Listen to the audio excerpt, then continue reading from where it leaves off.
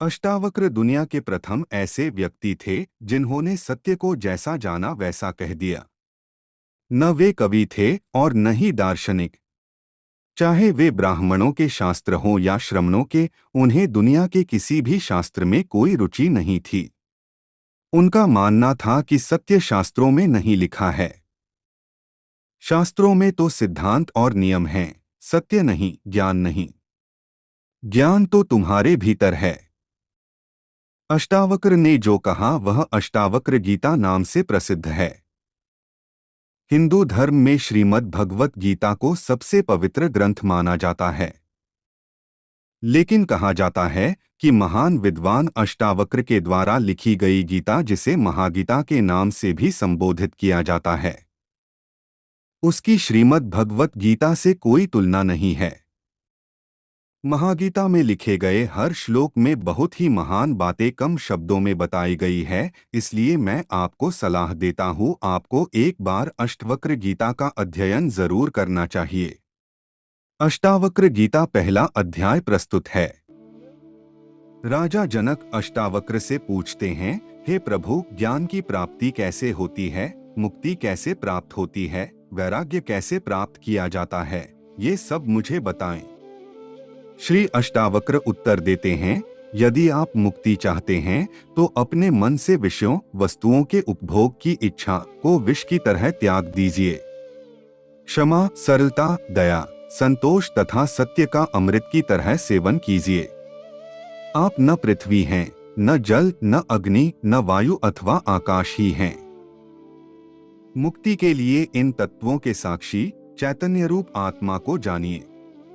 यदि आप स्वयं को इस शरीर से अलग करके चेतना में विश्राम करें तो तत्काल ही सुख, शांति और बंधन मुक्त अवस्था को प्राप्त होंगे।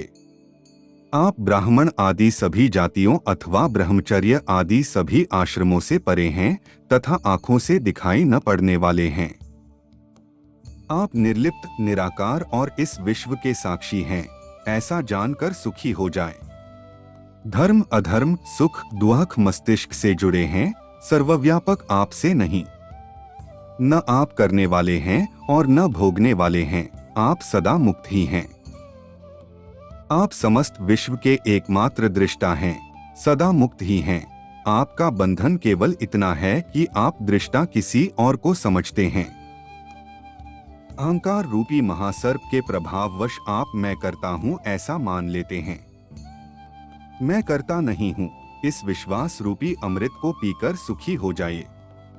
मैं एक विशुद्ध ज्ञान हूँ, इस निश्चय रूपी अग्नि से गहन अज्ञान वन को जला दें, इस प्रकार शोकरहित होकर सुखी हो जाएं। जहाँ ये विश्व रस्सी में सर्प की तरह अवास्तविक लगे, उस आनंद, परम आनंद की अनुभूति करके सुख से रहें। स्वयं को मुक्त मानने वाला मुक्त ही है और बद्ध मानने वाला बंधा हुआ ही है। यह कहावत सत्य ही है कि जैसी बुद्धि होती है वैसी ही गति होती है। आत्मा साक्षी, सर्वव्यापी, पूर्ण, एक, मुक्त, चेतन, अक्रिय, असंग, इच्छा रहित एवं शांत है। भ्रमवश ही ये सांसारिक प्रतीत होती है।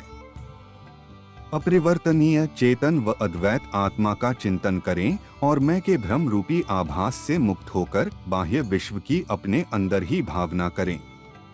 हे पुत्र, बहुत समय से आप मैं शरीर हूँ इस भाव बंधन से बंधे हैं। स्वयं को अनुभव कर ज्ञान रूपी तलवार से इस बंधन को काटकर सुखी हो जाएं। आप असंग, अक्रिय, स्वयं प्रकाशवान तथा सर्वथा दोष मुक्त हैं। आपका ध्यान द्वारा मस्तिष्क को शांत रखने का प्रयत्न ही बंधन है। यह विश्व तुम्हारे द्वारा व्याप्त किया हुआ है, वास्तव में तुमने इसे व्याप्त किया हुआ है। तुम शुद्ध और ज्ञानस्वरूप हो, छोटेपन की भावना से ग्रस्त मत हो। आप इच्छा रहित, विकार रहित, घन, ठोस, शीतलता के धाम, अगाध बुद्धिमान हैं। शांत होकर केवल चैतन्य की इच्छा वाले हो जाइए। आकार को असत्य जानकर निराकार को ही चिरस्थायी मानिए। इस तत्व को समझ लेने के बाद पुनः जन्म लेना संभव नहीं है। जिस प्रकार दर्पण में प्रतिबिंबित रूप उसके अंदर भी है और बाहर भी, उसी प्रकार परमात्मा इस शरीर के भीतर भी निवास करता है और उसके बाहर भी।